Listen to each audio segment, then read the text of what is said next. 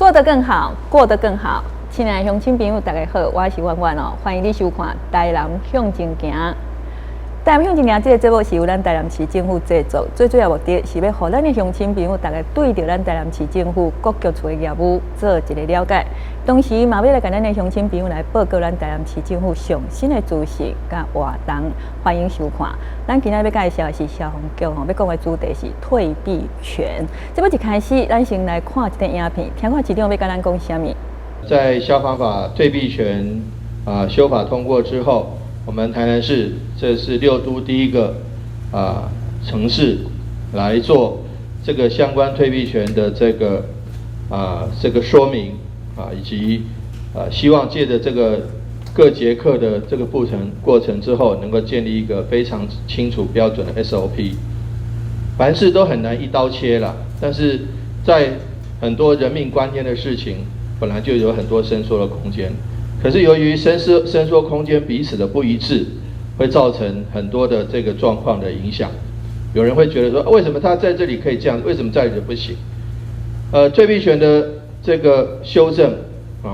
这个修法，是因为鉴于有许多英勇的这个消防救难人员因为这个在救灾抢险的时候，这个不幸遇难。坦白讲，这是大家都不愿意见到的。同时要跟各位报告一件事情，退避权不是退缩权，退避不是退缩，是因为人命关天，我们要自己做好安全管理，才能够去救人，这是最重要的。大家想想看，就算是至亲的人，其实也有先后顺序。有人一个笑话说，老婆说这个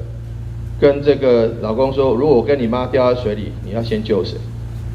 坦白讲，这个人命是无价的，也没有先后顺序。但是什么样的情况可以先救到谁，就要先救到谁。那所以说，就连飞机上这个飞机那个紧急安全说明也有说，请戴上这个氧气罩面罩，飞机危急的时候戴氧气面罩。但是有一句话，请把自己先戴好了，再帮旁边的人戴，尤其是旁边的小孩子戴。所以自己要确保安全了，自己确保有氧气了，我们才去帮年轻的家人或是亲朋好友戴。这个就是某种程度就是退避权概念的延伸。所以说，我想这个概念也要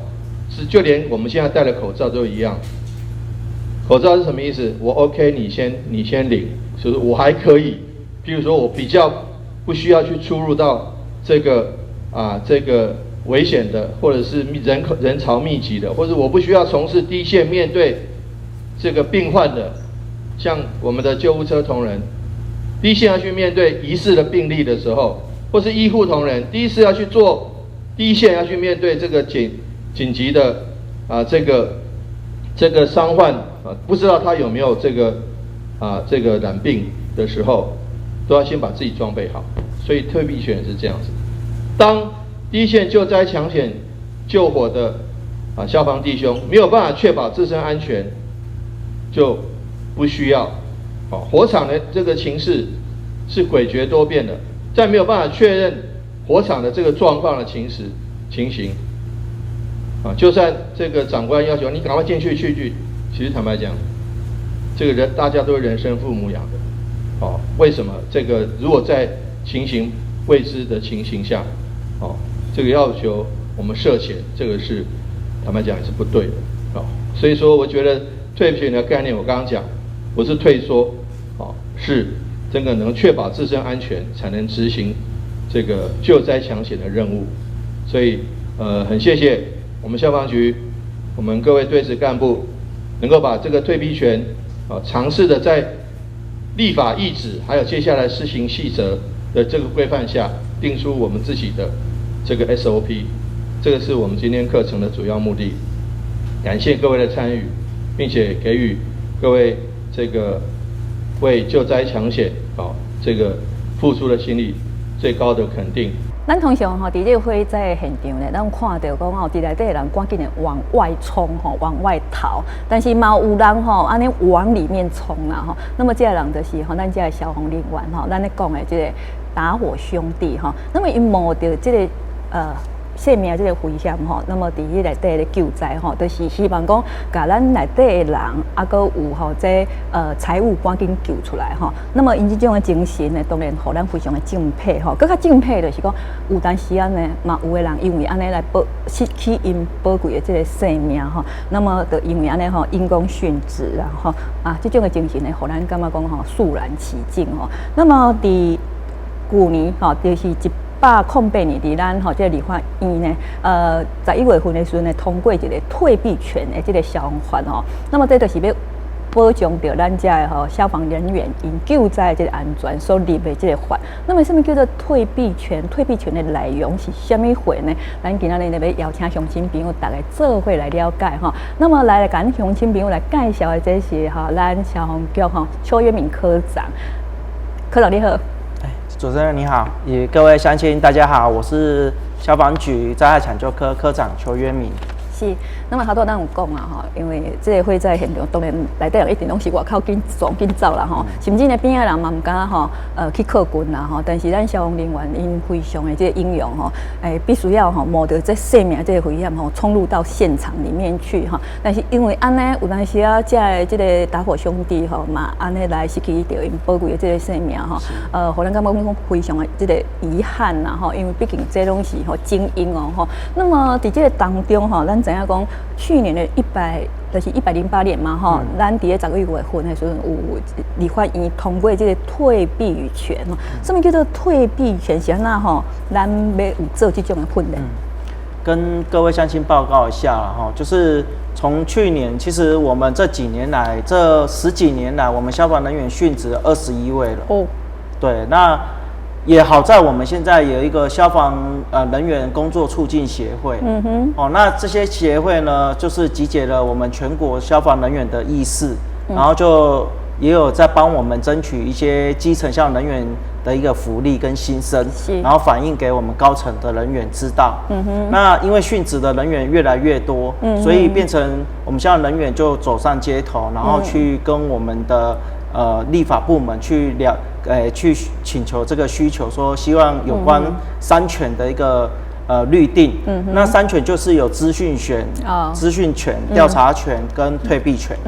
那资讯权的部分就是这个工厂一定会有很多危险物质，我们消防人员要知道，这样我们才不会冒着我们生命危险进去。那调查权就是当已经有重大的事故或者意外造成了消防人员的伤亡的时候，我们要成立灾害的调查事故的小组，让我们了解一下这些原因，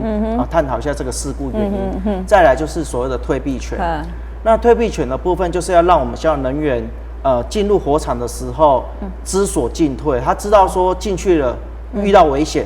他要撤出，因为要保障自己的安全。因为我们大部分都是进去，然后是在保障民众的一个生命安全。可是这个灾害现场已经没有人命的危害之余了，甚至是没有人员的受困。那我们也火势非常猛烈，我们也不需要冒着我们的生命安全来进去。这个部分就是所谓的退避权。就是讲，迄个时阵当时来判断啦，是，尤其是有一寡消防人员，是讲这个打火兄弟吼，因是较无经验的，需要吼一寡较有资深的人去甲因提醒啦，吼有当时因为因有可能经验无够，吼安尼来丧失掉一些生命，我们真的是觉得很可惜啦，吼。那么吼，咱知影吼。一般民众就是看到火灾，哇，赶紧的119就开始卡，这咱大拢知吼。但是咱吼可能通常较唔了解，就是讲，这个我若是打电话去到119的人接到这个电话，伫这个当中我知影因有一寡作业啊，吼，包括讲吼，伊这个电话接到了后，搁有去到这个现场吼，执行这个勤务工作嘛，吼，然后吼伫这个当中吼，这个指挥啊，吼，搁有内底人要哪分组，要哪你做啥物工课，我做啥物工课，伊若是无做好这个训练的话，可能去搞乱去啊，吼，我相信呢，这是伫咱的这个消防队遮，因是做严谨的这个训练嘛，吼当时啊，民众较好奇啦，想要了解一下哈，是不是嘛？借这个机会，甲咱的乡亲朋友哈做一个介绍好吧？好，这个也很感谢主持人提问啊哈，因为这个问题我们台南其实很荣幸啊哈，因为我们的局长哈，李明峰局长其实他是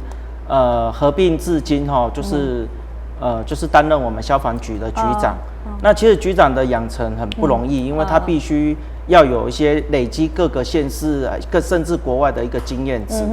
那也因为这样的经验值，自从合并之后，我们局长就引进了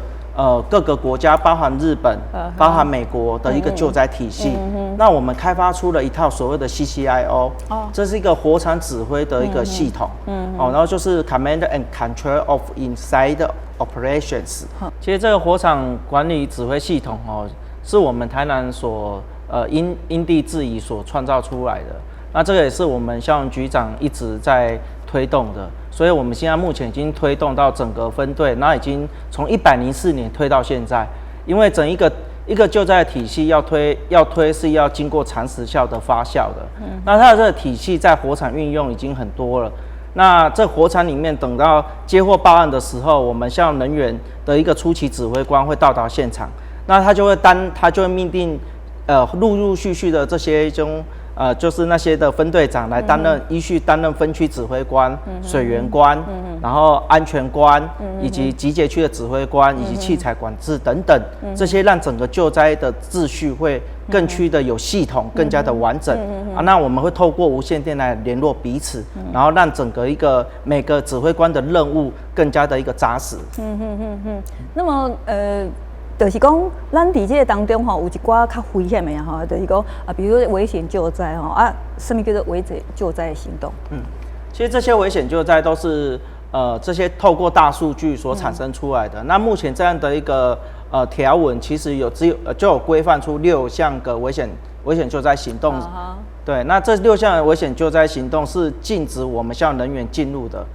那包含当然就第一个就是核生化的一个灾害，因为这种辐射的灾害，其实就像那个311的时候，日本地震的时候产生了福岛核灾，那这些有造成蛮多的一个人员的伤亡。那这种很明显就会让我们消防人员。我们也本身也就是不能进去救灾。那第二个部分当然就是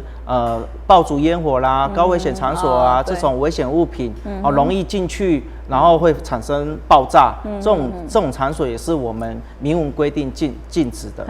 那第三个部分就是像一般的轻量型结构建筑物。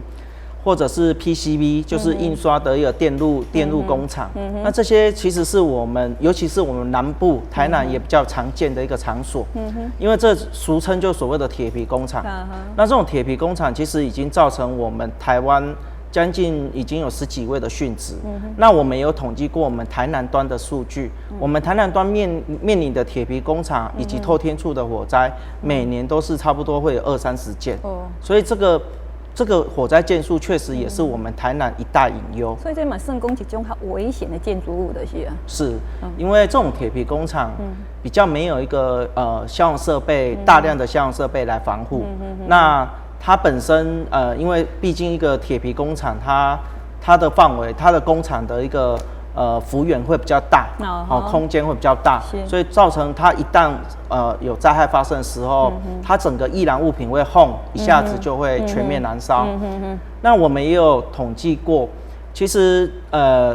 铁皮工厂它达到600度的时候，它5分钟内就可以达到600度了。对，那一旦达到600度的时候，它燃烧点很快。对，它的建筑物的。就会达到48% 的软化、脆化，就是整个建筑物会有危害。所以相对的，当我们知道，我们进去这样的场所，达到600多度，那我们也知道它的整个建筑物有可能会软化，那我们就必须要执行退避权。对，那再来就是还有2样就是所谓的长隧道跟地下建筑物。那在我们的地下建筑跟长隧道是属于一个通讯障碍，就是所谓的因为它距离比较长，所以相对的无线电的运用上就必须要更加的一个有转站的转播站来传递，就是一站接一站，让我们里面的讯号传递出来。可是如果没有这样的一个转播站的话，要深入这样地下建筑物或长隧道，无线电往往是通讯障碍的。对。那最后一项就是我们的其他，这个其他是授权给地方政府因应制宜，就是针对我们的辖区特性，因为每个县市都有不同的建筑特性，那也有救灾的一个特性。那如何用自己所辖的一个建筑特性，搭配自己所熟悉的一个救灾的一个系统，怎么去把它整合起来，然后让我们透过大数据来分析说，怎样的建筑物是在这个县市比较危急的，那我们就要发展出这样的危急的一个建筑物的救灾的一个 SOP。所以现在消防局一直在推广的是一寡消防它比如讲它的这个建材是有迄种消防的迄种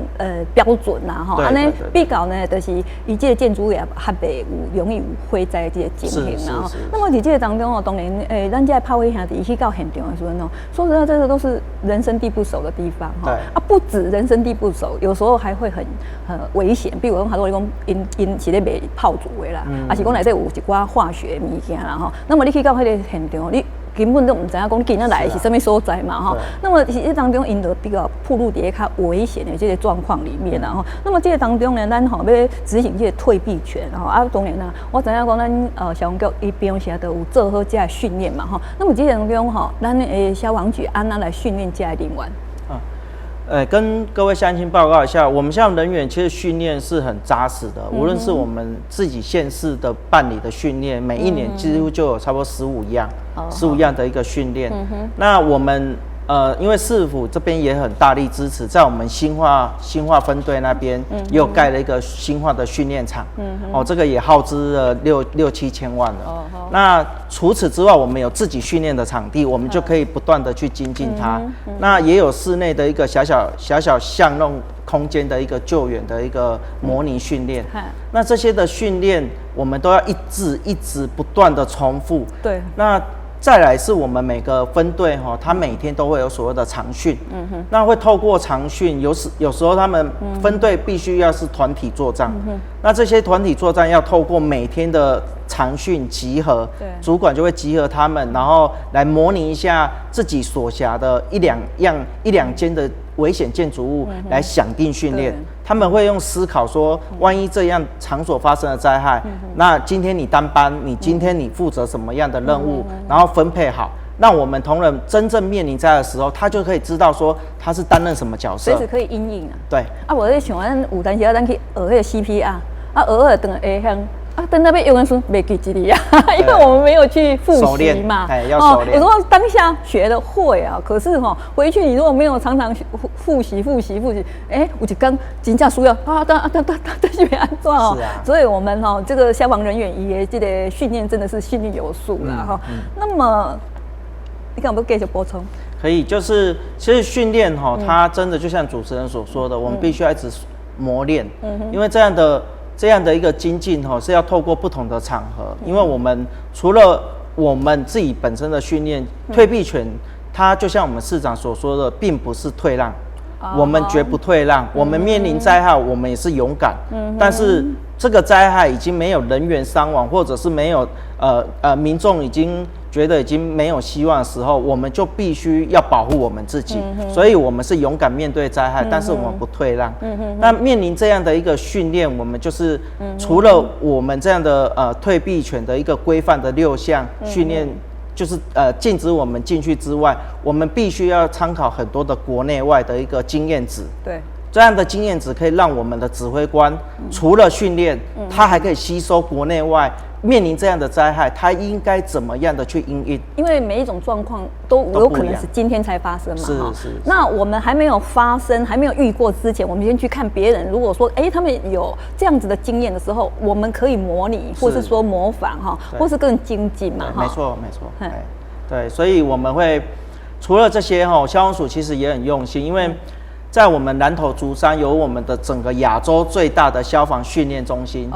对，所以我们也会一直在让我们的一个指挥官进去这样的训练中心，因为它里面的中心有盖了很多的训练设施，包含有火车啦、机场啦、船啦，就是这些的建筑物发生灾害的时候，它有一套 SOP 机制。那我们除了我们自己有训练基地外，我们会透过消防署的这样高规模的一个训练基地，然后让我们先去熟练，然后每一种这种熟练除了是熟练它的场所之外，也可以熟练一些各个县市，因为这个场所这样的一个消防署的训练基地会由各个县市去训练的，所以我们也可以培养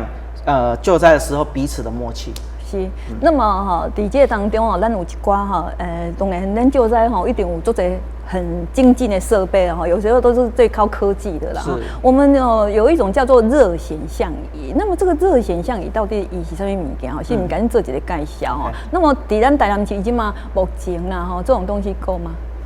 其实我们现在热显像仪哈，它是一个消防人员指挥官，尤其是指挥官，每个分队一定要有一具，因为它是让我们知道说，在这个灾害的时候，我们抵达的时候，我们都透过这样的精密仪器，然后来搜索一下说这个建筑物已经全面燃烧，那它的里面的温度是几度？哦，比如说我们像刚刚的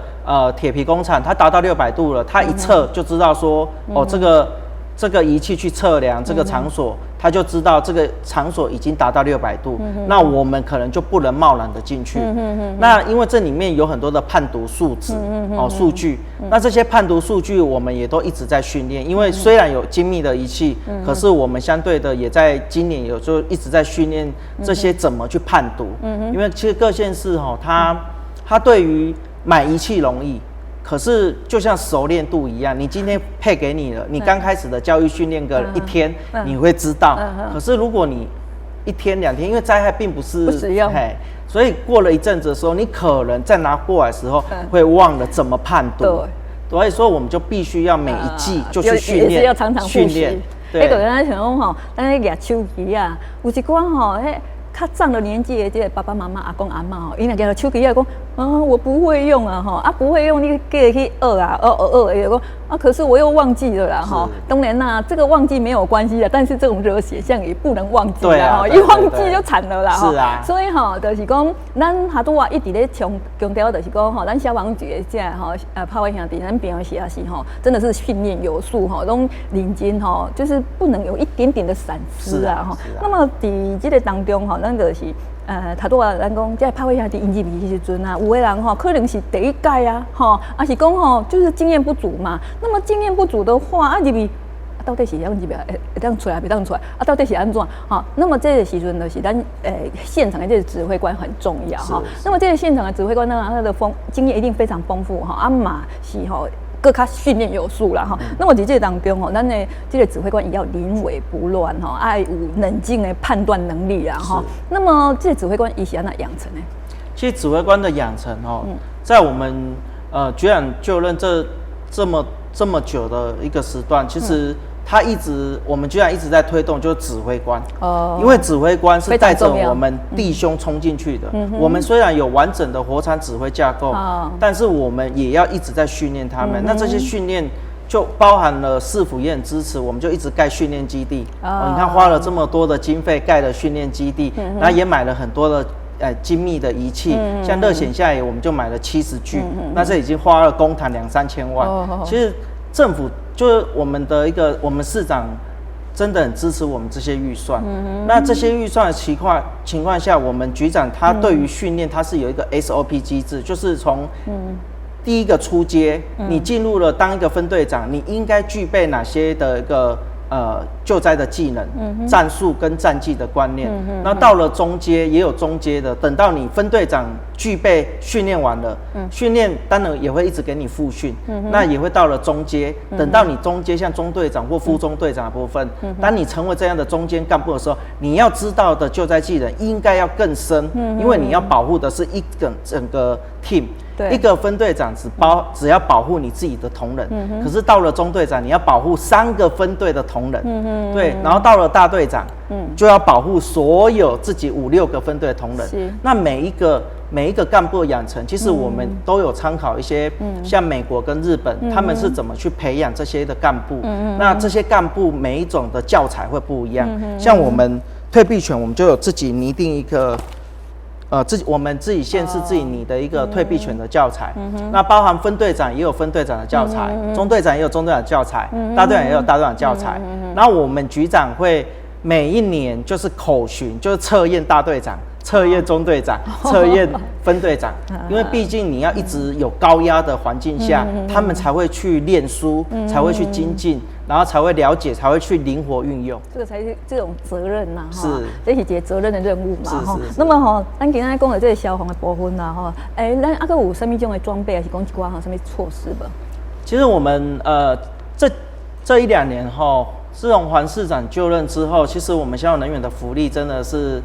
非常多，而且非常的好，让全国非常的羡慕。举例一下，就是我们的超勤已经变成17000，危险加级也是报到满，是全国是直辖市最顶的。那我们相对的，我们的一些勤务量的一个精简，包含我们一些捕风抓蛇啦，回归给农业局啦，然后以及我们的防疫驻点回归给那个关旅局啊等等的一个业务上的回归属性。那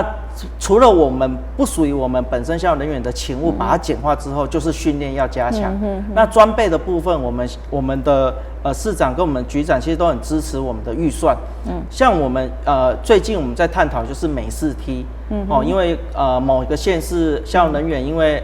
酸碱梯使用，然后导致有一些意外。那我们就会去检视这项的装备器材是不是足够，那不足够，我们市长也就是全面来汰换。那个人装备就是我们杯架啦、气瓶啊不足的部分，我们全部来汰换。那现在我们所谓的第二套消防衣，因为我们第二套消防衣，其实它预算需要花掉预算非常多，因为消防人员今天穿了一件衣服进去了，他可能就脏了。那他可能要清洗，那重点是他可能要面临的是即将下一个灾害，他又要进去了，那你总不能穿着湿哒哒的衣服，所以就会有所谓的第二套消防衣。那有了第二套消防衣，同仁就会安心，因为我一套在清洗，那另一套我就有一个备用的一个感觉，那这样的部分同仁就会安心，他就会可以一直在使用他的一个消防衣。那其实消防衣蛮特别的，因为我们这所谓的 PVI 这种材质是属于高规的，就是耐燃性是最好的。好，那这种当然，这样的一个我们叫做戏称黄金战甲，因为它是黄色的。那这全面来汰换，就是我们台南市第一个县市，全面的消防人员全部都是穿所谓的黄金战甲。那未来第二套也是黄金战甲。这个部分已经让全国消防人员非常称羡。对，那除了这个消防衣本身之外，我们也有所谓的拖拉设备。拖拉设备就是消防人员进入火场的时候，万一受困，我们消防人员必须要有一个拖拉装置，把你从火场里面救出来，就是所谓的拖拉设备。那这在第二套时候，我们也很感谢市长，他们非常支持我们的预算，就让我们